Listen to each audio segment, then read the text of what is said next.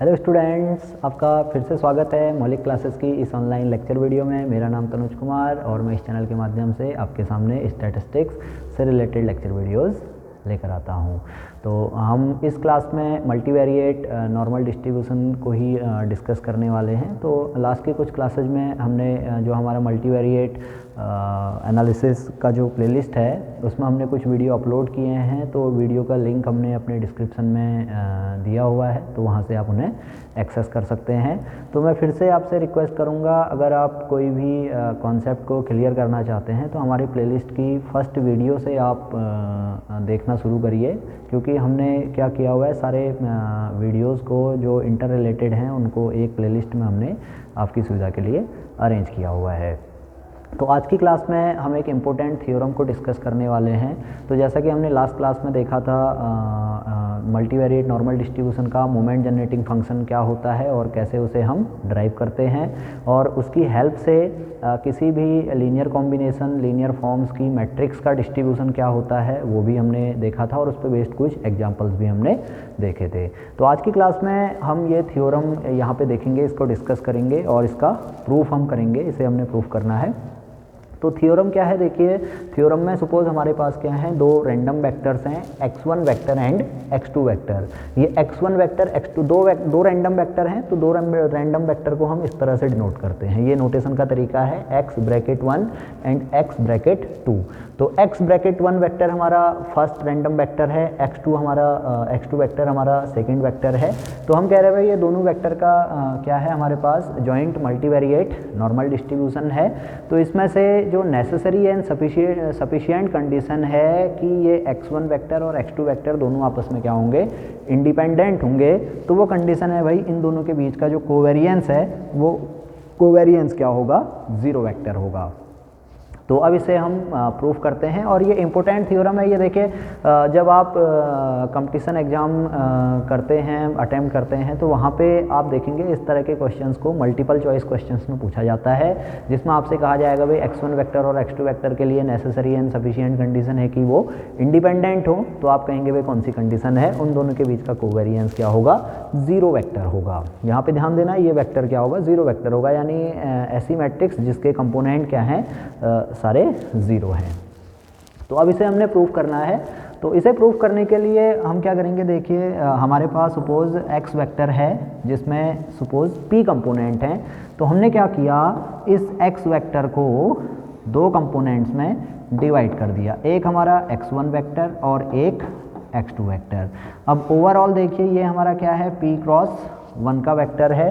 तो हम कह रहे हैं भाई let x vector equal to x1 matrix of x1 vector and x2 vector, where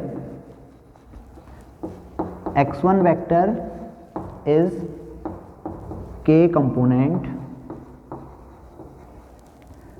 and x2 vector is. तो x2 वेक्टर क्या हो जाएगा, हमने कहा भाई x1 वेक्टर में सपोज कितने कंपोनेंट हैं, k कंपोनेंट हैं। तो x2 वेक्टर में कितने कंपोनेंट होंगे, टोटल p कंपोनेंट हैं, तो p minus k, and x2 vector is p minus k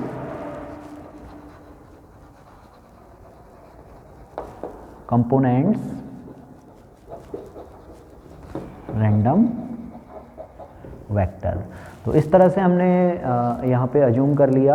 अब इसको आप समझिए, इस तरह से हम इसे समझ सकते हैं भाई, हमारे पास क्या है, सपोज x वेक्टर है जिसमें सपोज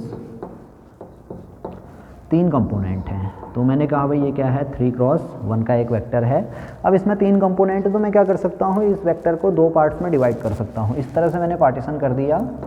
तो अब ये पार्टीशन में क्या हो भाई, जो x1 वेक्टर है, x1 वेक्टर में 2 कंपोनेंट हो गए, और x2 वेक्टर में क्या रहा, फिर 1 कंपोनेंट रहा।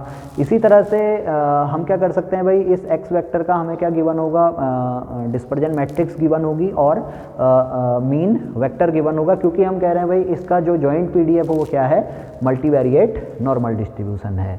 तो यहाँ पे आगे लिख लेते हैं, and x vector follows normal multivariate normal with p component having mean vector mu and dispersion matrix sigma, where x1 vector where x1 vector follows normal with k component. अब इसका डिस्ट्रीब्यूशन क्या होगा, x1 वेक्टर का k component distribution होगा with mean vector μ1 vector and dispersion matrix sigma 1 1। इस तरह से हमने इसे नोटेशन दे दिया भाई। जब हम पार्टीशन कर रहे हैं, हमने यहाँ पे क्या किया, x वेक्टर को इस तरह से पार्टीशन किया, तो यहाँ पे जो इसके करस्पॉन्डिंग हमारा म्यू वेक्टर होगा, तो ये म्यू वेक्टर क्या होगा, इस तरह से μ1 μ2 μ3। तो ये म्यू वेक्टर भी क्या हो जाएगा, इसी तरह से पार्टीशन हो जाएगा। तो इस म्यू वेक्टर का ये μ1 कंपोनेंट ये μ1 वेक्टर हो जाएगा, ये μ2 वेक्टर हो जाएगा। तो हमने कह दिया भाई x1 वेक्टर का मीन कितना है, μ1 वेक्टर है। सिमिलरली जब हम सिग्मा मैट्रिक्स की बात करेंगे, तो सिग्मा मैट्रिक्स सपोज इस तरह की है कि भाई सिग्मा 1 1 सिग्मा 1 2 सिग्मा 1 3, ये सिग्मा 2 2, ये सिग्मा 2 3 और ये सिग्मा 3 3। ये हमारे ऑफ डायगोनल एलिमेंट हैं, सेम रहने हैं। तो अब हमने क्या किया है, यहाँ पे देखिए ये x1 को रिप्रेजेंट करेगा, ये x2 को रिप्रेजेंट करेगा, ये रो x3 को रिप्रेजेंट करेगी, इसी तरह से ये कॉलम x1 x2 x3। तो इस तरह से हमारी जो मैट्रिक्स है वो फॉर्म हुई है।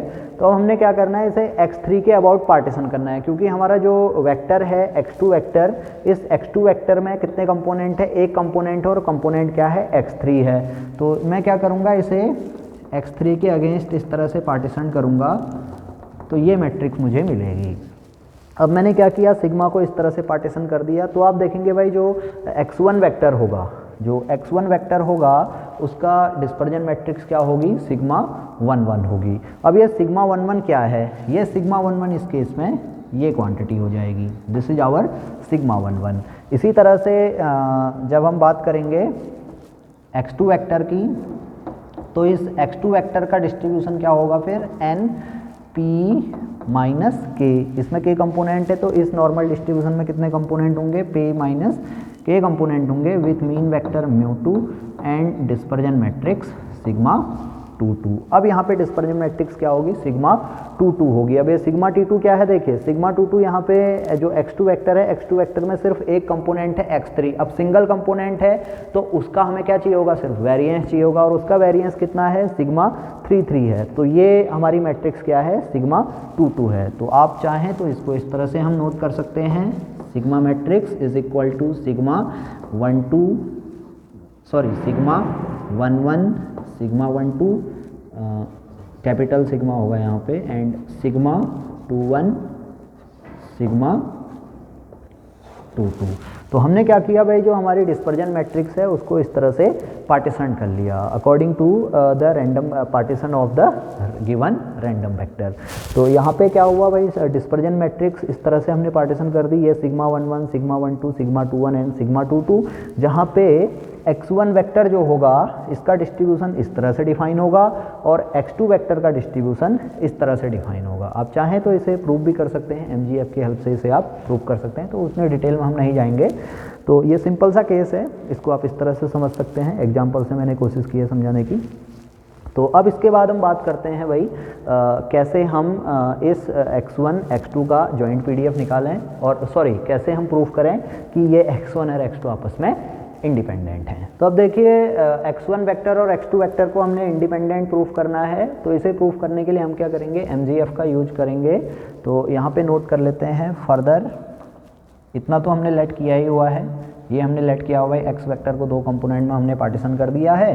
फर्स्ट कंपोनेंट का डिस्ट्रीब्यूशन इतना है, सेकेंड कंपोनेंट का डिस्ट्रीब्यूशन इतना है। तो further let m x vector t vector comma m x1 vector t1 vector and m x2 vector comma t2 vector are the moment generating functions of x vector comma x1 vector and x2 vectors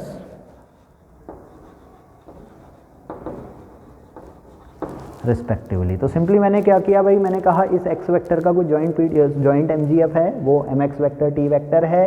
x1 vector जो हमने partition किया है इसमें x1 vector, इसका mgf हमारा ये है और इसका mgf ये है, क्योंकि x1 वेक्टर का डिस्ट्रीब्यूशन भी क्या होगा, नॉर्मल होगा, x2 वेक्टर का डिस्ट्रीब्यूशन भी नॉर्मल होगा। तो यहाँ पे अगर आप चाहो तो हम डिफाइन कर सकते हैं भाई mx वेक्टर t वेक्टर हमने क्या किया, further let respectively and given by, हम यहाँ पे डिफाइन कर लेते हैं इन्हें। तो mx वेक्टर t वेक्टर, इसकी वैल्यू होगी e to the power t dash vector mu vector plus 1/2 t dash vector sigma matrix t dash vector. तो ये तो हमारा x वेक्टर का mgf होगा। इसी तरह से m x1 vector t1 vector, तो ये हो जाएगा e to the power t1 dash vector mu vector plus 1/2 t1 vector dash into sigma t1 vector. And similarly mx2 vector को हम define, mx2 vector x2 vector का mgf हम define कर लेते हैं, यहाँ पे नोट कर लेते हैं इसे। And m x2 vector t vector is given by e to the power t1 vector dash mu vector plus 1/2 t1 vector dash sigma. ये हमने यहाँ पे क्या लिया हुआ था, t1 लिया था, इसे हमने t1 लिया है, इसे हम t2 लेंगे, t1 t2। तो ये t2 dash vector mu dash vector mu vector plus 1/2 t2 dash vector into sigma matrix into t2 vector. तो ये हमने क्या किया, mgf यहाँ पे अपने डिफाइन कर लिए, x वेक्टर का यानी इनका जॉइंट pdf डिफाइन कर लिया, और इन दोनों का जो भी हमने मार्जिनल pdf निकाला है x1 वेक्टर या x2 वेक्टर का डिफाइन किया है, उसको हमने इस तरह से उसके बेसिस पे अपना mgf डिफाइन कर लिया। तो यहाँ पे आप ये ध्यान देना है, यहाँ पे नोट कर लेते हैं where t vector is equal to t1 vector t2 vector. ये हमने यहाँ पे नोटेशन ले लिया अपना कि भाई t वेक्टर को भी हमने क्या किया है, फिर इस x वेक्टर के अकॉर्डिंग पार्टीशन किया हुआ है। तो t1 में हमारे कितने कंपोनेंट होंगे, k कंपोनेंट होंगे, और t2 में p माइनस k कंपोनेंट्स होंगे।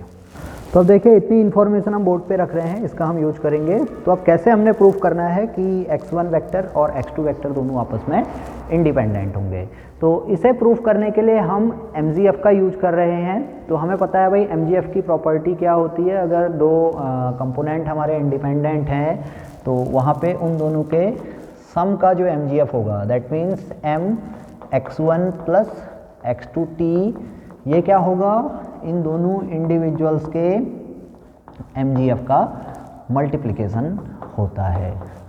तो इस प्रॉपर्टी को हम यहाँ पे यूज करेंगे। अब ये कब होगा, इसके लिए necessary and sufficient condition if and only if x1 and x2 are independent, यानी ये कंडीशन कब होल्ड करती है, जब x1 और x2 क्या होंगे, इंडिपेंडेंट होंगे। तो इसी प्रॉपर्टी का हम यहाँ पे यूज करेंगे। अब हमारे पास ये x वेक्टर है, x वेक्टर को हमने इस तरह से पार्टीशन किया हुआ है x1 वेक्टर और x2 वेक्टर में, और x1 वेक्टर का mgf हमारे पास ये है, x2 वेक्टर का mgf ये है।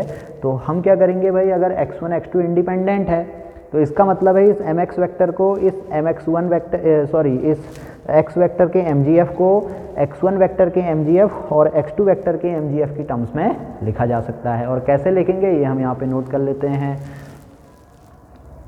x1 vector and x2 vector are independent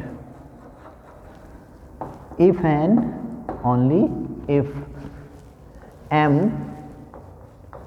x vector t vector is equal to mx1 vector t1 vector into mx2 vector t2 vector. तो ये कंडीशन यहाँ पे होल्ड करनी चाहिए, तभी हम कहेंगे भाई ये x1 वेक्टर और x2 वेक्टर क्या होंगे, आपस में इंडिपेंडेंट होंगे। तो अब इसे चेक करने के लिए हमें क्या करना होगा, mx1 vector t1 vector into mx2 vector into t2 vector find करना होगा। फिर हम देखेंगे क्या ये mx वेक्टर t के इक्वल आ रहा है, यानी इस क्वांटिटी के इक्वल आ रहा है। अगर नहीं आएगा तो उसमें फिर हम कुछ कंडीशंस को देखेंगे, वो क्या है, तो उसके बेसिस पे हमारी थ्योरम क्या हो जाएगी, प्रूफ हो जाएगी। तो अब देखिए हम इस मल्टीप्लिकेशन को निकालते हैं। यहाँ पे mx1 वेक्टर t1 वेक्टर, ये क्वांटिटी हमारी कितनी है, mx1 वेक्टर t1 वेक्टर ये है e to the power t1 dash μ1 vector plus 1/2 t1 dash sigma t1 vector into e to the power t2 dash μ2 vector plus 1/2 t2 dash vector into sigma matrix into t2 vector. तो ये तो हमारा क्या है, right hand side है। अब हम अपने लेफ्ट हैंड साइड को यहाँ पे देखते हैं, तो इसे हम पहले सिंप्लीफाई कर लेंगे। तो अब देखिए नाउ LHS, तो LHS क्वांटिटी हमारी है mx vector t vector, this is equal to e to the power t dash vector mu vector plus 1/2 t dash vector sigma t vector. अब देखिए यहाँ पे म्यू वेक्टर को हमने क्या किया है, इस तरह से पार्टीशन किया हुआ है, यानी ये म्यू वेक्टर यहाँ पे हम नोट कर लेते हैं। म्यू वेक्टर हमारा क्या है, μ1 वेक्टर और μ2 वेक्टर, इस तरह से पार्टीशन हुआ है। और जो सिग्मा मैट्रिक्स है ये हमारी इस तरह से पार्टीशन हुई है।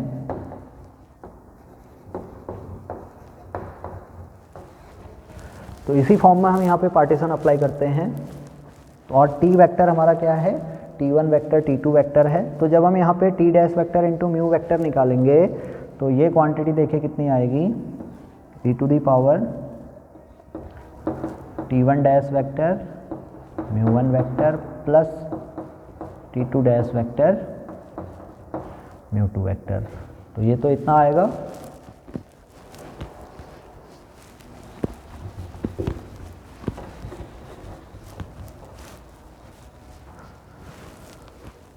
और इसी तरह से जब हम यहाँ पर t dash vector into sigma matrix into t vector, और sigma matrix t dash vector को हम t1 t2 की फॉर्म में लिखेंगे, ये t2 होगा। और सिग्मा मैट्रिक्स को इस तरह से लिखेंगे और इसे जब मल्टीप्लाई करेंगे तो देखिए क्या आता है। इसे हम यहाँ पे आइडेंटिफाई कर लेते हैं, t dash into sigma matrix into t vector. तो t डैश वेक्टर हमारा है t1 vector t2 vector into sigma matrix. Sigma matrix is sigma 11 sigma 12 sigma 21 and sigma 22 into T vector. T vector हमारा हमने ये define किया हुआ है। तो इसे जब हम मल्टीप्लाई करेंगे तो पहले इन दो मैट्रिक्स को ऑपरेट करते हैं, तो ये हमारा आएगा t1 vector into sigma 11 plus t2 vector sigma 21। Then अब ये जो मैट्रिक्स हमारी होगी, देखिए ये मैट्रिक्स हमारी क्या है, 1 क्रॉस 2 की मैट्रिक्स है और ये 2 क्रॉस 2 की मैट्रिक्स है। इसको हम इस तरह से देख सकते हैं। तो यहाँ पे ये क्या होगा, 1 क्रॉस 2 की मैट्रिक्स आनी है, तो ये पहला कंपोनेंट आएगा। इसके बाद जो दूसरा कंपोनेंट होगा वो होगा t1 vector into sigma 12 plus t2 vector into sigma 22। और यहाँ हमारा ये रहना है t1 वेक्टर t2 वेक्टर, इस तरह से। तो इसे जब आगे मल्टीप्लाई करेंगे तो फाइनली हमें जो रिजल्ट मिलेगा वो मिलेगा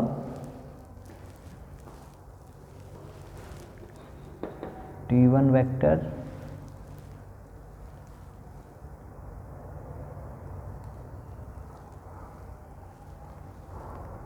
T1 वेक्टर सिग्मा 11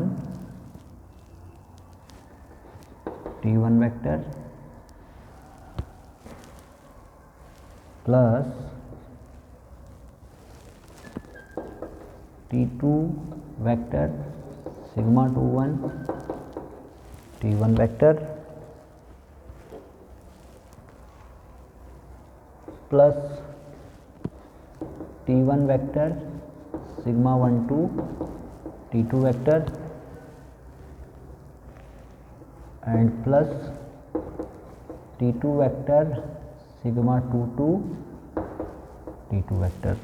तो ये क्वांटिटी हमें मिलेगी। अब यहाँ पे ध्यान दीजिएगा, जब हम फर्स्ट इक्वेशन यानी T1 डैश को ऑपरेट कर रहे हैं तो ये T1 डैश हमारा इस तरह से होगा, T1 vector dash T2 vector dash. तो इसे जब ऑपरेट करेंगे तो ये T1 sigma 11 plus T2 dash sigma 21 इस तरह से आएगा, और ये क्वांटिटी भी T1 dash sigma 12 and T2 dash sigma 22 आएगा। तो इसके बेसिस पे रिजल्ट हमारा T1 dash vector into sigma 11 T1 vector plus T2 dash vector into sigma 21 into T1 vector plus T1 dash into sigma 12 into T2 vector plus T2 dash into sigma 22 T2 vector. ये quantity आएगी T dash vector into sigma matrix into T vector में। तो अब देखिए हमने क्या किया, mx vector T vector निकाल लिया और हमारे पास mx vector T vector condition में ये आना चाहिए। हमने कहा ये कंडीशन हमारी कब है, जब x1 वेक्टर x2 वेक्टर क्या है, इंडिपेंडेंट है। लेकिन जब हम आइडेंटिफाई कर रहे हैं, जब हम फाइंड कर रहे हैं mx वेक्टर T वेक्टर को, तो वो क्वांटिटी कितनी आ रही है इसको हम यहाँ पुट कर लेते हैं। तो ये क्वांटिटी आएगी हमारी, अब देखिए अब इसमें भी थोड़ा सा देख लीजिए, T1 dash vector into sigma 11 into T1 vector plus T2 vector dash into sigma 21 and T1 vector. और ये क्वांटिटी, ये दो क्वांटिटी को देखिए आप, ये दो क्वांटिटी क्या होंगी हमारी, आइडेंटिकल होंगी। अब आइडेंटिकल कैसे होंगी, देखिए इस क्वांटिटी को जब हम ऑपरेट करेंगे तो ये हमारा क्या आएगा, एक स्केलर क्वांटिटी आएगी। स्केलर क्वांटिटी मीन्स एक सिंगल टर्म आएगी। ये हमारा क्या है, T2 डैश वेक्टर है, ये मैट्रिक्स है, ये T1 वेक्टर है। अब सपोज करिए कि ये हमारा क्या है, सपोज K क्रॉस, ये हमारा डैश वेक्टर है तो 1 क्रॉस K का वेक्टर होगा। इसी तरह से ये मैट्रिक्स है K क्रॉस K की मैट्रिक्स है, और ये हमारा K क्रॉस 1 का वेक्टर होगा। तो जब हम इन दो मैट्रिक्स को ऑपरेट करेंगे तो इन दो मैट्रिक्स को ऑपरेट करने पे हमें 1 क्रॉस K की मैट्रिक्स मिलेगी, और इसे हम K क्रॉस 1 के साथ ऑपरेट करेंगे तो फाइनली हमें क्या मिलेगा, 1 क्रॉस 1 की एक स्केलर क्वांटिटी मिलेगी। सिमिलर रूल यहाँ अप्लाई होगा, तो ये भी क्या होगा, स्केलर क्वांटिटी होगी। अब देखिए सिग्मा 21 सिग्मा 12 दोनों क्या होंगे, आइडेंटिकल होंगे। मैंने बताया था ऑर्थोगोनल टर्म्स क्या होंगी, यहाँ पे ऑर्थोगोनल एलिमेंट्स हमारे क्या होते हैं, सेम होते हैं, आइडेंटिकल होते हैं। तो सिग्मा 21 सिग्मा 12 दोनों मैट्रिक्स हमारी सेम है, तो ये दोनों क्वांटिटी क्या होंगी, सेम होंगी। तो इसे मैं ट्वाइस लिख सकता हूँ। तो यहाँ पे जब मैं इसे नोट करूँगा तो इस तरह से नोट कर लेता हूँ, T1 vector sigma 11 T1 vector plus twice of T2 dash vector sigma 21 into T1 vector plus T2 dash vector sigma 22 T2 vector. तो ये फाइनली हमारे पास आया रिजल्ट। तो अब देखिए ये हमारा जॉइंट MGF है, और हम कह रहे हैं भाई कंडीशन के अकॉर्डिंग अगर x1 x2 दोनों इंडिपेंडेंट हैं तो उस केस में जॉइंट MGF हमारा ये आना चाहिए। इसको भी हम देखें यहाँ पे बेस और एक्सपोनेंट की प्रॉपर्टी से ऐड कर लेंगे। तो इसे जब हम ऐड करेंगे तो ये कितना आ जाएगा, देखिए e टू दी पावर, देखिए बेस हमारा सेम है, एक्सपोनेंट ऐड होगा तो ये T1 डैश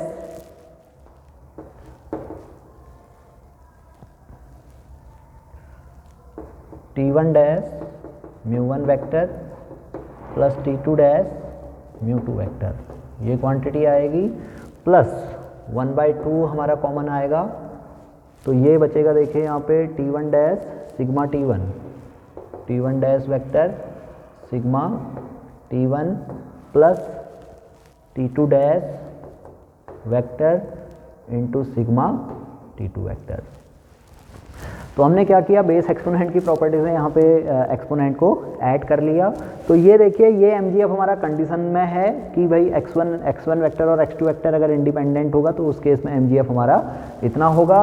और वहीं ये एमजीएफ हमने क्या किया है, जो पार्टीशन हमने किया था सिग्मा मैट्रिक्स का, सिग्मा 11 सिग्मा 11 सिग्मा 21 और सिग्मा 22 की फॉर्म में, उसके बेसिस पे ये एमजीएफ हमारा इतना है।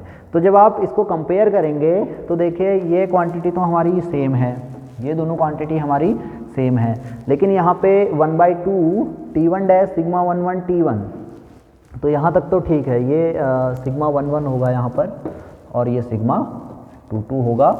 तो इसके अकॉर्डिंग ये सिग्मा 11 और ये सिग्मा 22 हो जाएगा।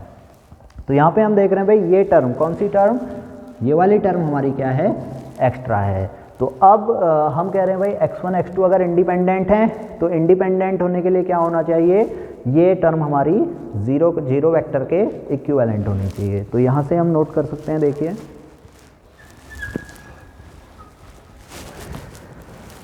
यहाँ से हम कह सकते हैं भाई this implies that x1 vector and x2 vector are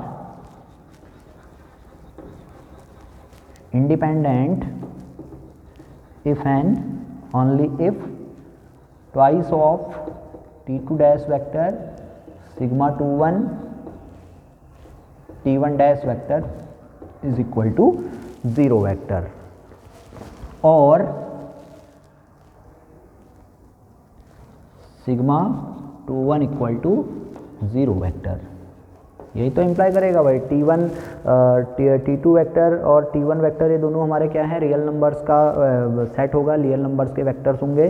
तो ये हम कहते हैं भाई जीरो नहीं है, तो इस केस में इसका मतलब है ये क्या इम्प्लाई करेगा भाई, सिग्मा 21 इक्वल टू 0 वेक्टर होगा। और सिग्मा 21 ही हमारा क्या है, सिग्मा 21, या इसे हम कह सकते हैं भाई और sigma 12 equal to 0 vector. This implies that covariance between x1 vector and x2 vector is equal to 0 vector. तो ये हमने प्रूव कर लिया कि x1 वेक्टर x2 वेक्टर हमारे इंडिपेंडेंट होंगे, तो उस केस में उन दोनों के बीच में कोवेरिएंस कितना होगा, 0 होगा। तो इसको हम आगे कुछ क्वेश्चंस में अप्लाई करेंगे। तो आई होप कि जब हम क्वेश्चंस करेंगे तो वहाँ पे थोड़ा सा और आपको कॉन्सेप्ट क्लियर हो जाएगा। तो ये तो सिंपल डेरिवेशन था, यूनिवर्सिटी एग्जाम्स में पूछा जाता है, तो इसलिए हमने इस वीडियो को यहाँ पे अपलोड किया हुआ है। अगर ये वीडियो आपको पसंद आता है तो इसे आप लाइक करेंगे, अपने फ्रेंड्स में शेयर करेंगे, और अगर आपने अभी तक हमारा चैनल सब्सक्राइब नहीं किया है तो प्लीज़ आप हमारे चैनल को सब्सक्राइब कर लीजिए, ताकि आगे कोई भी वीडियो, हम लेटेस्ट वीडियो यहाँ पे अपलोड करें तो उसका नोटिफिकेशन आपको मिलता रहे, कोई वीडियो आपसे मिस ना हो। तो आगे की प्लेलिस्ट, इसी प्लेलिस्ट को हम आगे कंटिन्यू करेंगे। उसमें कुछ क्वेश्चंस हम देखेंगे जहाँ पे हम चेक करेंगे कि जो वेक्टर हमें गिवन है उसको हम फर्दर सब कंपोनेंट्स में डिवाइड करते हैं तो वो आपस में इंडिपेंडेंट है या नहीं है, ये हम चेक करेंगे with the help of some suitable examples. Okay, thank you.